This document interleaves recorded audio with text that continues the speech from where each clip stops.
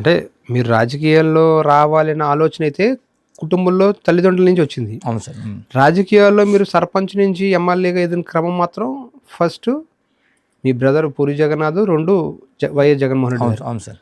వీళ్ళిద్దరిని ఎప్పుడు మర్చిపోలేని పరిస్థితి. సార్ సమస్య లేదు సార్. అంతేగా? సార్ ఏమన్నా గుర్తున్నాయా వాళ్ళు వాళ్ళు వాళ్ళు ఇచ్చిన ప్రోత్సాహం రాజకీయాల్లోకి అడుగుపెట్టినప్పుడు అటు మీ అన్నయ్య చెప్పిన మాటలు గానీ, ఇటు జగన్ గారు చెప్పిన మాటలు గానీ ఏమైనా గుర్తున్నాయా సార్ మీకు? అంటే గుర్తుంటే సార్, అంటే అన్నయ్య కూడా అంటే పొలిటికల్ అంటే అసలు పాలిటిక్స్ ఇంట్రెస్ట్ లేదు సార్ అన్నయ్యకి.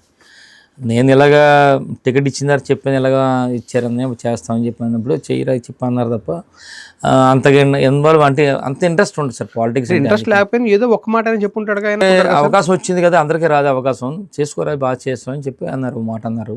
ఎవరు బ్రదర్ అన్నారు. ఆ రోజు ఒకసారి వచ్చారు, ఆ రోజు వచ్చి మళ్ళీ వెళ్ళిపోయారు 2014. తర్వాత నేనే వద్దాను, నాకు ఇంక నీకు దీనికి సెట్ కాదు ఇది, నేనేదో ఇంక ఎలాగ దిగాను పాలిటిక్స్ చేస్తున్నాను కనుక నువ్వు నీ అక్కడ చూడు కానీ ఇటు రానవసరం లేదని చెప్పాను. పూరి జగన్నాథ్ ఎప్పుడు మళ్ళీ ఆ తర్వాత మీకు వచ్చి ప్రచారం చేయలేదు సార్? 2014 వచ్చారు సార్. తర్వాత నేనే వద్దాను సార్ ఇంకెందుకని. 2019లో అన్నయ్య వచ్చాడు సార్. ఇక్కడే ఉన్నాడు, కౌంటింగ్ రోజు ఇక్కడే ఉన్నాడు అన్నయ్య కూడా. కౌంటింగ్ రోజు ఇక్కడే మన హోటల్లో దసపల్లలో ఉన్నాం సార్. ఉన్నాం. ఆయన కూడా హ్యాపీ ఆ రోజు. అంటే ఊహించండి మేము అందరు కూడా ఎమ్మెల్యేగా గెలుస్తాడు, మా తమ్ముడు గెలిచాడు అనేది అన్నయ్యకి, మా తమ్ముడికి, ఇంకా ఇంట్లో అందరికీ, మా మిస్సెస్ అందరూ, ఇంకా చుట్టూ పిల్లలు అందరికీ హ్యాపీగా సార్. అంటే మనం అనుకుంది కదా సార్ ఇది. అంటే ఆల్రెడీ 2014లో ఓడిపోయాం. 2019లో ఎమ్మెల్యే అయ్యేసరికి ఇక అందరికీ కొంచెం హ్యాపీ కదా, అందరు కూడా చాలా. ఏమన్నాడు సార్ అప్పుడు మీ అన్నయ్య? ఏమన్నాడు నెగ్గిన తర్వాత? నెగ్గినట్టు జాస్తి చేసుకోవడం మంచి అవకాశం వచ్చింది, మనం ఫెయిల్ అయ్యో 2014లో, ఇప్పుడు బ్రహ్మాండంగా మంచి మెజార్టీ గెలిచింది, గవర్నమెంట్ వస్తుంది కనుక మంచి నెక్స్ట్ కూడా మీ ఫ్యూచర్లో బాగుండేలాగా ప్రజలతో జాగ్రత్తగా చేసుకొని కార్యక్రమాలు చేసుకొని అందరి దగ్గర మంచి అనిపించుకొని చెప్పి మాట చెప్పిస్తారు అంతే. అందరి దగ్గర మంచి నాయకుడు అనిపించుకునేది మీ అన్నయ్య గారి. తర్వాత ఒకవేళ 19లో మీరు నెగ్గకుండా ఓడిపోయి ఉంటే ఏంటి సార్ పరిస్థితి? మళ్ళీ రెండోసారి ఓడిపోయి ఉంటే మళ్ళీ సేమ్ సార్, తిరుగుతాం సార్. మళ్ళీ జగన్ అన్న టికెట్ ఇస్తే 2024లో చేద్దాం, లేదంటే లేదు.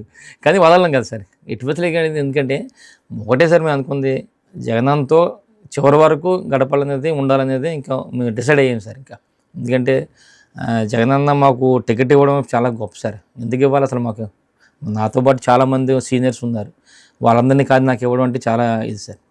ఆయన్ని ఇప్పుడు జీవితంలో ఎప్పుడు మర్చిపోలేను సార్ ఆయన జగనన్న.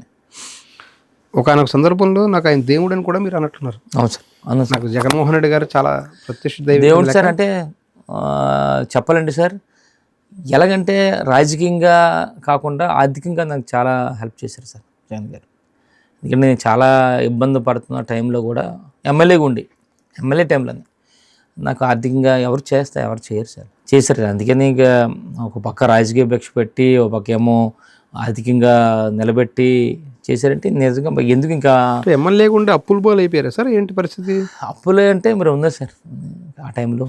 19 ఎలక్షన్స్లో అయినా ఎన్ని ఎకరాలు అమ్మారు? 19లో కదా, 2014లో 10 ఎకరాలు మంది ఉంటాయి సార్, 10 ఎకరాలు తీసాం అక్కడ. తర్వాత 2019లో కూడా కొన్ని ఉన్నాయి సార్. ఎందుకు ఇంకెందుకు చెప్పుకుంటే ఎంత ఎన్ని అప్పులు అయ్యి ఉంటాయి సార్? చాలా ఎక్కువ ఉన్నాయి సార్, ఇంకెందుకు చెప్పలేం. ఇంకా ఇప్పటికైనా అప్పులు తీరాయా లేదా? ఇంకా లేదు, ఉన్నాయి సార్, కంటిన్యూ అవుతున్నాయి అన్నీ.